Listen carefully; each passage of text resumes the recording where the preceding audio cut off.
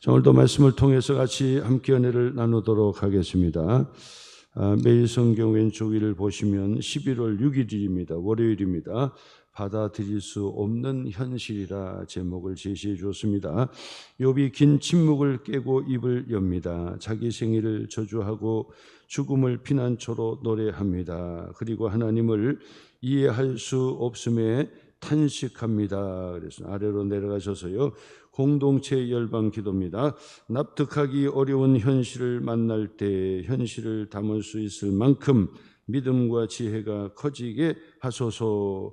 사상 최고의 기온을 기록한 올해 카나다의 산불로 한국 영토의 절반이 타버렸습니다. 인류가 기후 변화로 몸살 앓는 자연을 더는 훼손하지 않고 생태계의 회복을 위해 지혜를 모도로 위해서 기도해 주시길 바랍니다. 수능시험 앞에 6일이죠. 위해서 기도해 주시고, 또 우리 추수감사절이 셋째 주 19일입니다.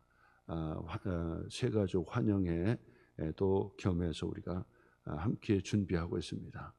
새가족들이 잘 정착하고 또 기쁨으로 같이 교제에 화합할 수 있도록 위해서 기도해 주시고 함께 해 주시기를 바랍니다. 또 몸 약하여 있는 성도들, 또 감기로 인하여 또 있는 성도들도 있습니다. 위에서 중보 기도해 주시고 우리 자녀선들 위해서도 중보 기도 많이 해 주시기를 다시 한번 부탁을 드립니다. 자, 오늘 성경의 말씀 계속되는 말씀을 통해서 함께 은혜를 나누도록 하겠습니다. 이제 욥기서가 42장까지 되어 있는데 1장과 2장은 무대의 시작을 의미한다. 서문에 해당이 된다고 볼 수 있죠. 시작입니다. 사건의 시작이 1절과 2절인데 사실 1절, 2절이 욥기서의 전체 주제를 딱 우리에게 손에 넣어준다 그랬습니다. 자, 그러면 욥기서의 말씀은 어떤 주제로 되어 있는가를 우리가 이제 우리가 한번 그 한마디로 다 똑똑해지게 말씀을 다 드릴 수는 없지만은, 그러나 그런 주제를 가지고 한번 생각해 볼 필요가 있습니다. 욥기서의 주제는 의인도 고난을 받는가, 의인에게도 고난을 받을 수 있는가. 물론 예지요. 욥이 바로 그런 내용이니까. 그래서 의인이라도 고난을 받을 수 있다. 이제 그거에 반대되는 것은 뭐냐면 이 고난은 반드시 죄인에게 죄로 인해서 고난이 찾아오는 것이다 라고 하는 그런 이 두 가지의 이 큰 명제가 충돌이 되는 거예요. 그래서 바로 이 서두에 욥이 의인이다 얘기하잖아요.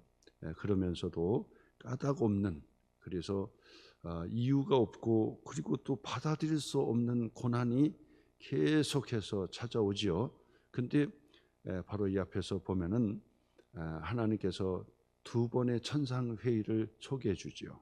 바로 그 두 번의 천상회의를 통해서 결국 욥의 재산이 거덜나고, 그리고 그의 이 자녀들이 정말 다 죽어 자빠지는 그런 일들이 일어나고요. 아내까지도 하나님을 욕하고 죽으라고 떠나게 됩니다. 그리고 욥을 위로하겠다고 새 친구가 찾아오게 되는 거죠. 근데 찾아와서 욥을 보니까 이거는 보통 문제가 아니죠. 고통이 보통 심한 게 아니에요. 그러니까 뭐라고 섣불리 말을 내뱉을 수가 없어요. 뭐라고 위로해 줄 수 없어요. 위로한다는 말 자체가 교만이고, 위로한다는 말 자체가 오히려 더 큰 이 절망을 줄 수가 있기 때문에 7일 밤낮을 함께 있어주는 것으로 이제 위로를 하게 되죠. 욥도 그 고난 앞에 아무 말 하지를 못하는 거예요. 말이 나오지가 않는 거죠. 7일 동안, 그리고 얼마 동안 욥이 한 번도 이제 말을 하지 않게 됩니다. 그리고 나서 이제 욥이 드디어 이제 말하기 시작하는데, 그게 이제 3장의 말씀부터가 되는 것입니다. 3장의 말씀부터 이제 31장까지의 말씀까지가 욥과 그 세 친구들이 같이 서로 주거니 받거니 대화를 하기 시작하는데, 그 대화는 바로 이 논쟁이 됩니다. 그 논쟁은 앞에서 서두에서 제가 말씀드렸던 대로 고난은 반드시 죄로 인하여 오는 것이다라고 하는 아주 보편적이고, 그리고 또 모든 분들이 납득이 되는 거잖아요. 너의 고통이 어디서 오느냐? 네가 잘못했기 때문에 오는 거다라고 하면은 뭐 두말할 것도 없고 받아들이게 되는 보편적인 그런 지혜, 보편적인 지식을 이야기하는 것입니다. 자, 그런데 그렇지 않은 경우도 있다, 예외도 있다. 그 얘기는 뭐냐면, 나도 모르지만은, 아무도 모르지만은 내가 죄를 짓지 않았는데도 당하는 고난이 있는 거다라고 하는 것이 바로 욥의 주장이 되는 것입니다. 그래서 욥은 아무 죄가 없어도 고난은 내게 찾아온다. 그러면 그 고난은 도대체 왜 너에게 찾아오는 것이냐? 나도 모른다. 나도 모르지만은 내가 납득할 수도 없고, 나도 힘들고, 나도 받아들일 수 없다. 그러나 죄로 인하여 꼭 그 고난이 찾아오는 것만은 아닌 것 같더라. 예외가 있는 것 같더라 하는 것이 욥이 끝까지 바락바락 어기면서 논쟁을 하는, 많은 말을 통해서 논쟁을 하는 주제가 바로 이 욥의 바로 그 주제였던 거예요. 욥의 주제는 바로 그것이었고, 세 친구들과 그리고 사탄이죠. 천상회의에서 까닭 없이 이런 얘기 하잖아요. 까닭 없이 하나님을 섬기겠습니까? 라고 하는 사탄과 세 친구들의 논리는 계속해서 이야기합니다. 네가 뭔가 잘못이 있으니까, 하나님 앞에 뭔가 죄를 지었으니까 네가 고난을 당하고 어려움을 당하고 그런 거 아니냐. 그러니 회개해라. 교만하지 말고 회개하라. 그리고 하나님 앞에 자복해라. 엎드려라. 이제 그렇게 계속해서 이 논쟁을 벌이는 그 과정이 3장의 말씀부터 31장까지 계속되는 거예요. 계속. 그 주제가 계속돼, 이 충돌이 되는 거예요. 두 가지 진리가. 자, 그러면 결론적으로 말씀드리면 이 둘 중에 뭐가 옳을까요? 욥이 옳은 걸까요? 아니면 세 친구의 논쟁이 옳은 걸까요? 우리의 고난은 반드시 죄로부터 오는 것이다라고 얘기했던 세 친구와 사탄의 말이 맞을까요? 아니면 예외적인 것이 있다. 예외적으로 죄가 아니지만은, 뭔가는 모르지만은 인생의 고난이 찾아오는 경우가 있더라라고 하는 욥의 주장이 맞을까요? 하는 것이 바로 욥기서의 바로 이 긴 장을 통해서 아주 힘차게 디베이트하는 거예요. 결론은 뭡니까? 하나님께서 마지막 내려주지요. 욥이 옳았다는 거예요. 욥이 옳았다는 거예요. 근데 사실은 세 친구의 말도 틀린 말은 아니더라, 그 말이죠. 우리가 세상을 살면서 이 세 친구의 말처럼 반드시 원인이 있고 그 원인에 대한 결과를 우리가 얻게 되는 것이다라고 하는 것은 자연의 법칙이고 자연의 패턴이다, 그 말이에요. 자연의 패턴이죠. 사과나무를 심으면 사과 열매를 맺게 되는 것이고, 의를 위해서 심으면 의의 열매가 맺는 것이고, 악한 나무를 심으면 악한 열매를 맺는 것이 바로 이 자연의 패턴이고 우주 만물의 법칙처럼 그렇게 보편적으로 돌아가더라, 그 말이에요. 그런데 예외가 있더라. 그런데 성경은 바로 이 두 가지를 다 설명하고 있다는 거예요. 자, 근데 우리가 젊어서라든지 그리고 고난을 잘 모르는 사람 입장에서는 자꾸 새 친구 얘기를 할 수밖에 없지요. 거기에서 머물 수밖에 없어요. 근데 인생의 우여곡절을 다 겪은 사람들, 산전수전을 겪은 사람들은 바로 욥의 의견에 동조할 수밖에 없어요. 예외가 있더라. 내가 봤는데 이 악인이 형통하는 그런 불합리하고 부조리하고 정말 이 세상을 저주하고 싶은 그런 일들이 있더라. 그런데 더 억울한 것은 정말 착한 사람이 고난받고 더 힘들게 어려운 고난을 당하는, 돈을 빌려준 착한 사람이 뭔 죄가 있다고 이 부도가 나가지고 연대 책임을, 보증의 책임을 져가지고 고통을 당하는 그 모습을 보니까 이거 예외도 있더라라고 하는 이야기를 바로 욥기서에 하고 있는데, 여러분 이제 이 3장부터는 여러분이 조금 인내를 하셔야 돼요. 인내를 해야 돼요. 결과는 이미 다 알고 있어. 근데 결과를 이제 알아가는 데까지 이미 알고 있지만은 바로 이 과정 속에서 욥이 어떻게 말하는지 그 과정을 우리가 잘 한번 살펴보면서 공감도 하고, 때로는 이 새 친구들이 이야기하는 말도 공감이 되는 거예요. 무조건 다 틀렸다고 볼 수는 없어요. 새 친구들의 그 말도 어느 정도 공감이 돼요. 아마 그럴 수도 있구나라고 하는 공감과 디베이트를, 바로 이 논쟁을 함께 하면서 인생이 그렇게 호락호락하지 않은 인생이죠. 뭔가 정답이 똑 떨어지면 얼마나 좋겠어요. 모든 것이 다 납득이 되면 얼마나 좋겠어요. 근데 그것이 납득이 되지 않고 풀리지가 않으니까 사람들은 거기에서 여러 가지 반응이 나타나게 되죠. 어떤 반응이 일어납니까?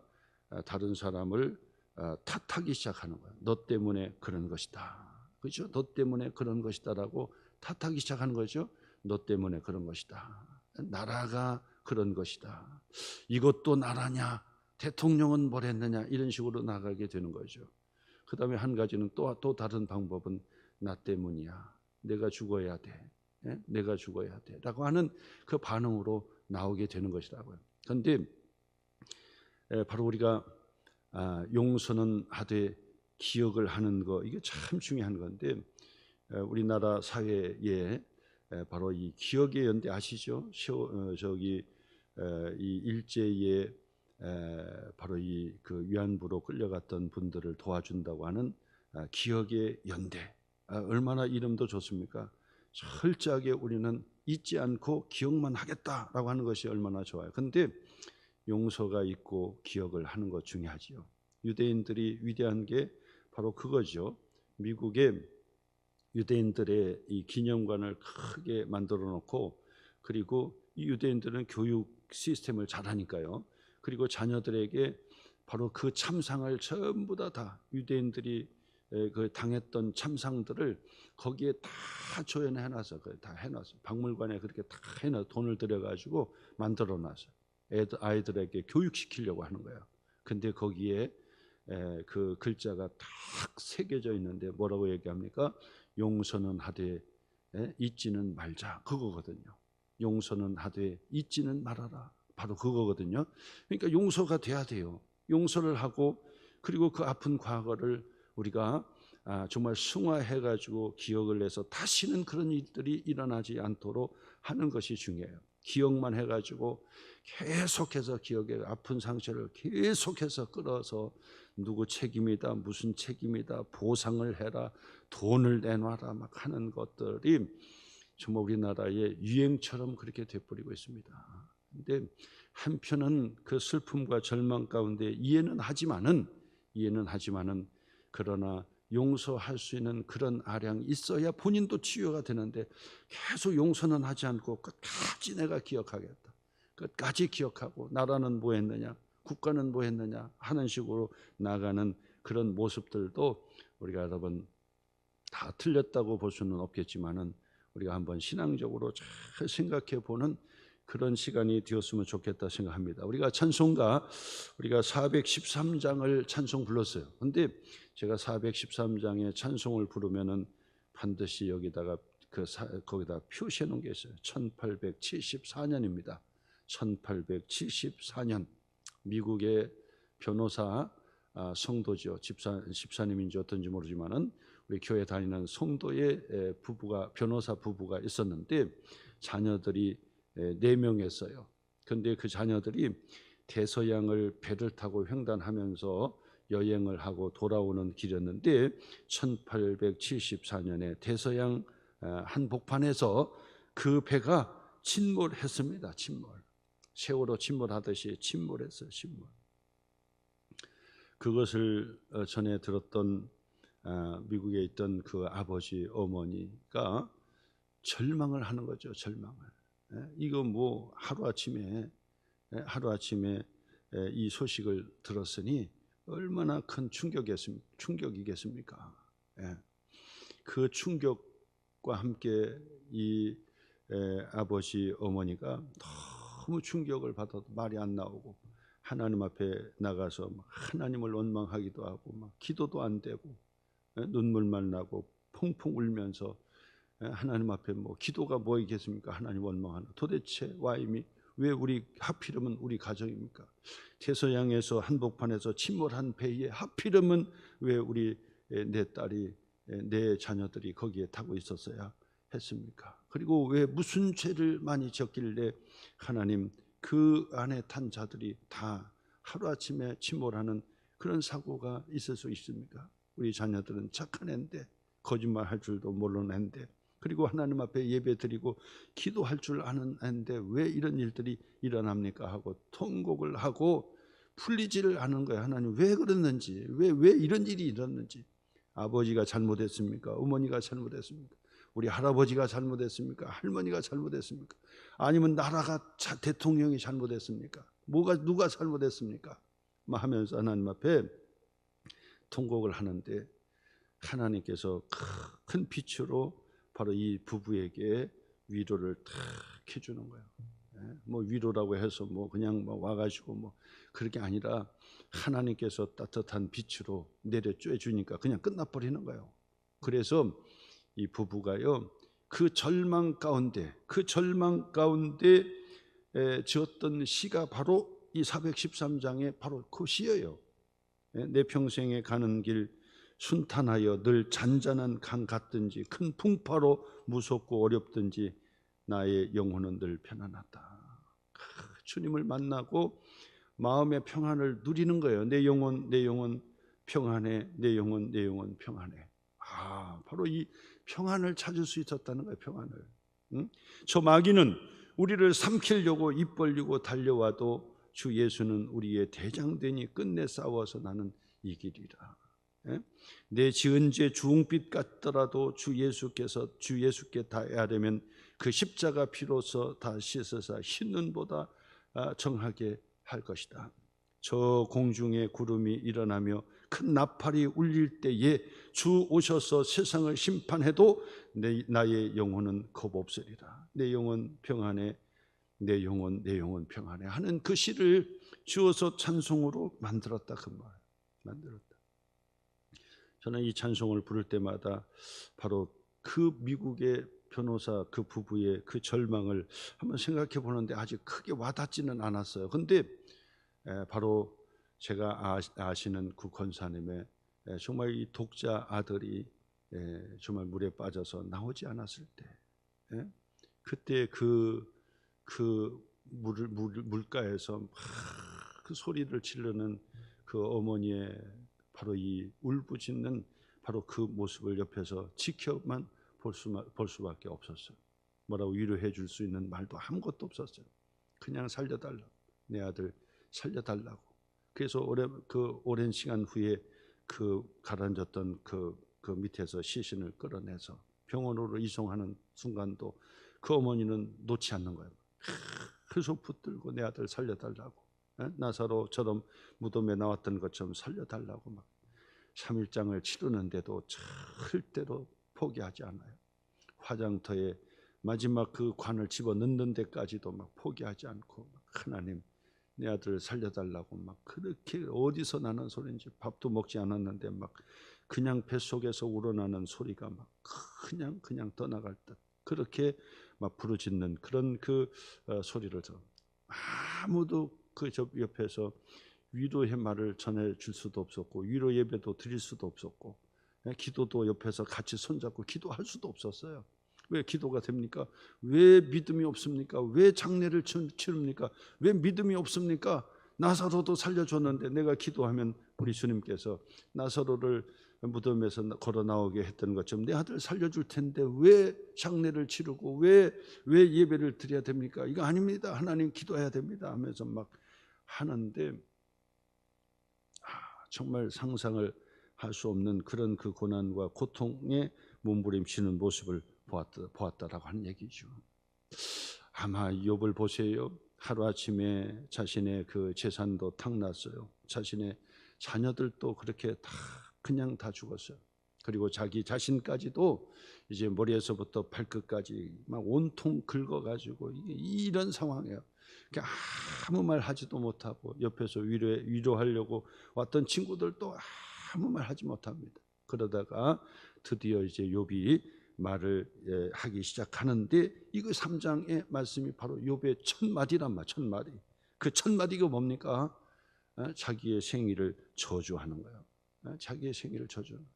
내가 나지 않았더라면 얼마나 좋았었겠는가. 우리 어머니가 임신했을 때 그 뱃속에서 내가 죽어서 나왔더라면 얼마나 좋았을 것인가.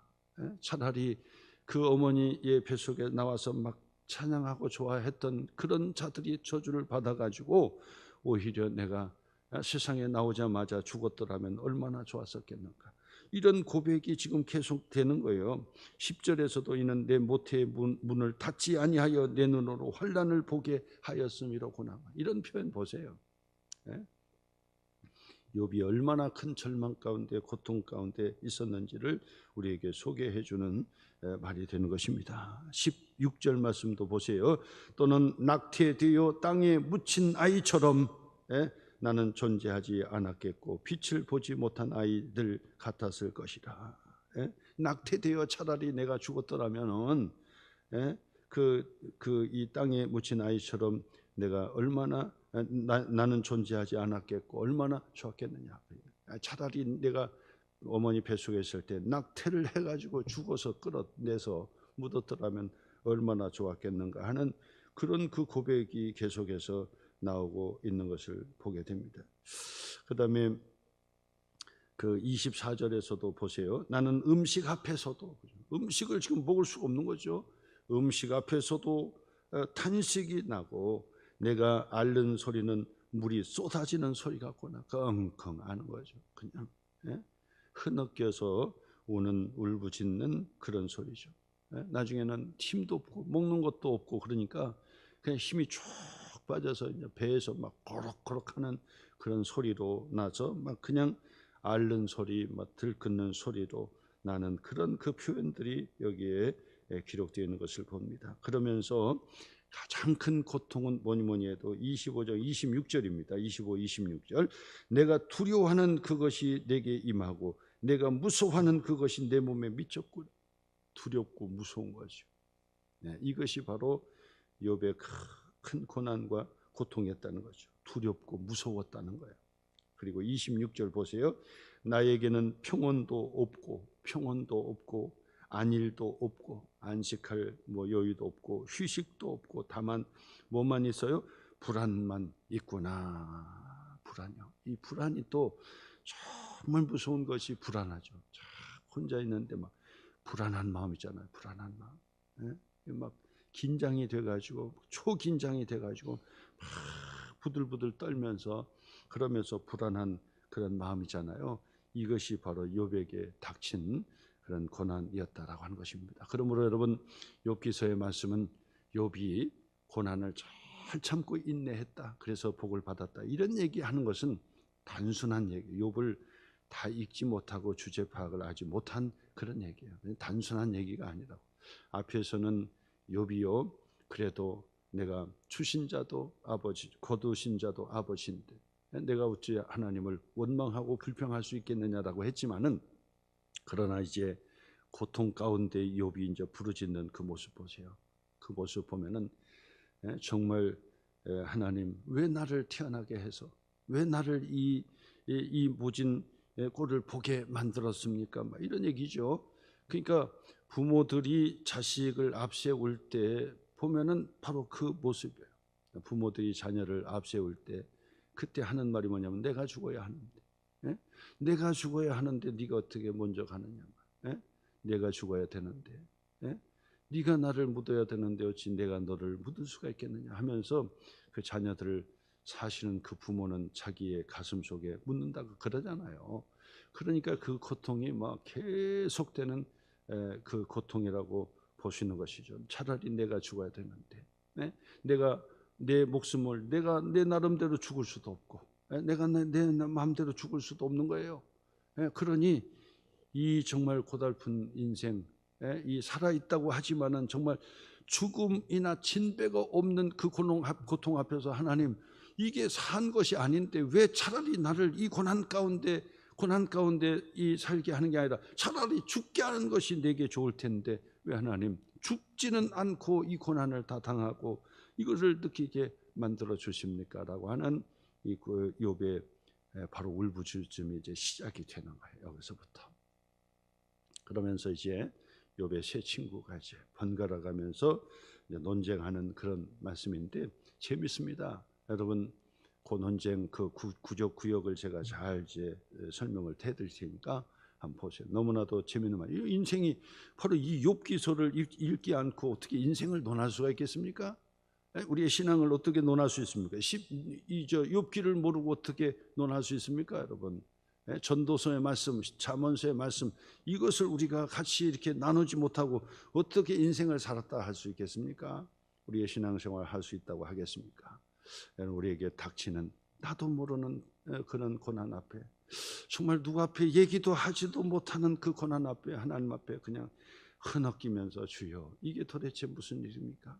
왜 우리에게 이런 고난이 찾아와야 됩니까? 차라리 내가 죽어야 되는 거 아닙니까? 아니면 내가 뭔 죄를 졌길래, 또 우리의 가족이 뭔 죄를 졌길래, 우리가 하나님 앞에 뭔 죄를 졌길래 막 이런 고난이 내게 찾아오는 것입니까? 라고 울부짖는 때가 있죠. 내가 회개를 얼마나 더 해야 됩니까? 라고 하는 그 고난 앞에, 이 고난은 죄로만 말미암아 찾아오는 것이 아니라 바로 욥이 바락바락 어기면서 마지막까지 길게 논증했던 이 욥의 입장은, 이 고난이라고 하는 것은 바로 이 죄로 인한 그 고난이 아니라 예외적인 그 고난도 내게 찾아오는데 나도 알지를 못한다. 그렇기 때문에 내가 하나님 앞에 묻고 싶다. 하나님 답변해 달라고. 왜 침묵하십니까? 라고 하는 욥의 울부짖음을 통해서 여러분도 위로받으시고 말씀을 통해서 더 힘을 내시기를 주님의 이름으로 축원합니다.